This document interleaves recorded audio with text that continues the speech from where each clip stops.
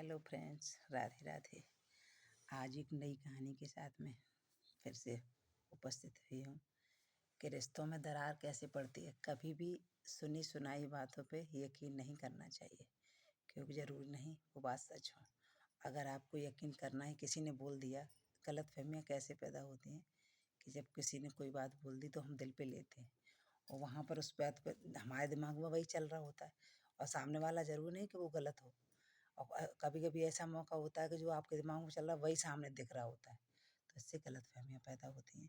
कभी भी ऐसे सिचुएशन में थोड़ा धैर्य धारण करो, समझने की कोशिश करो। एक बार में भरोसा नहीं करना है, छानबीन अच्छे से करके तभी भरोसा करना है सुनी सुनाई बातों पे।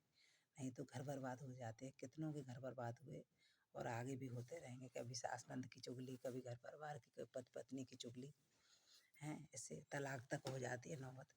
ज़रूरी नहीं आपकी माँ ही सही हो या बहन ही सही हो या बीवी ही सही हो, पूरी बात की तह तक जाओ, उसके बाद ही डिसीजन लो, ठीक है।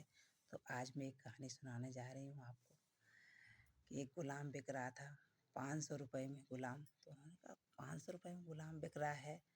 तो उन्होंने पूछा, भाई ये 500 में गुलाम क्यों बिक रहा है, ऐसा क्या है, ये आदमी निकम्मा है क्या?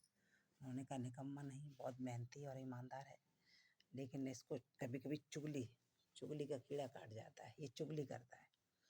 तो उन्होंने कहा चुगली करता है? उन्होंने कहा मेरी क्या चुगली करेगा, हम तो मियाँ बीवी दो ही हैं, तो मेरा तो कुछ नहीं हो सकता। चलो मेरे काम का है, घर पे जाके कुछ सेवा काम लूँगा, इससे हमारी बीवी को भी आराम होगा और हमें भी। तो उसने ऐसा ही किया, ले गया घर पे।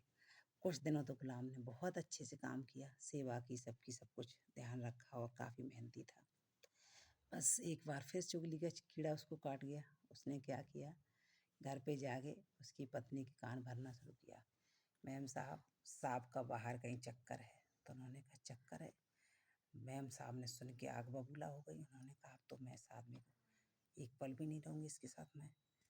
तो उन्होंने कहा अभी मैं जा रही हूँ उसे इस बात को पता करने। तो उसने कहा अरे मैम साहब जाना मत, जाना मत। उन्होंने क्यों? कि अब मैं तुम्हें आइडिया बता रहा हूँ, जिससे जाना भी नहीं पड़ेगा, काम बन जाएगा। तो उन्होंने कहा बताओ क्या आइडिया है? उन्होंने कहा आप कैंची लेना, कैंची, और कैंची लेके मैं साहब की दाढ़ी के बाल काट देना, और मैं उससे छानबीन पता लगा लूँगा कि किससे किसका चक्कर चल रहा है। तो उन्होंने कहा ठीक है। तो वो जैसे ही गए अपनी पत्नी, अच्छा गुलाम ने क्या किया, वहाँ से आके साहब के पास आके चुगली कर दी कि साहब आपकी पत्नी आपको मारने वाली है आज रात को। उन्होंने कहा अच्छा। उन्होंने कहा तुम मेरी पत्नी पर इल्ज़ाम लगा रहा है। तो उन्होंने गलत गिरबान पकड़ लिया उनका कि मेरी पत्नी पे आंख लगा रहा, मेरी पत्नी ऐसी नहीं है। उन्होंने कहा नहीं है तो आज रात देखना, आज आपको मारने वाली है। उन्होंने कहा ठीक है, अगर तेरी बात झूठ निकली तो मैं तुझे फांसी पे चढ़वा दूंगा, मरवा दूंगा मैं तुझे, जिंदा नहीं छोड़ूंगा। उन्होंने कहा ठीक है साहब, देख लेना आप।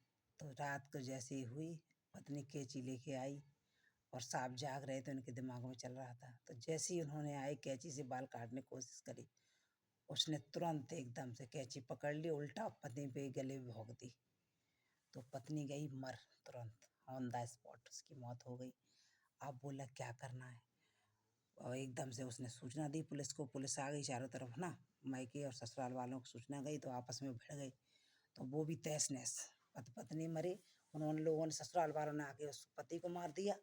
फिर आपस में परिवार दोनों भिड़ गए, उनका भी बर्बादी हो गई।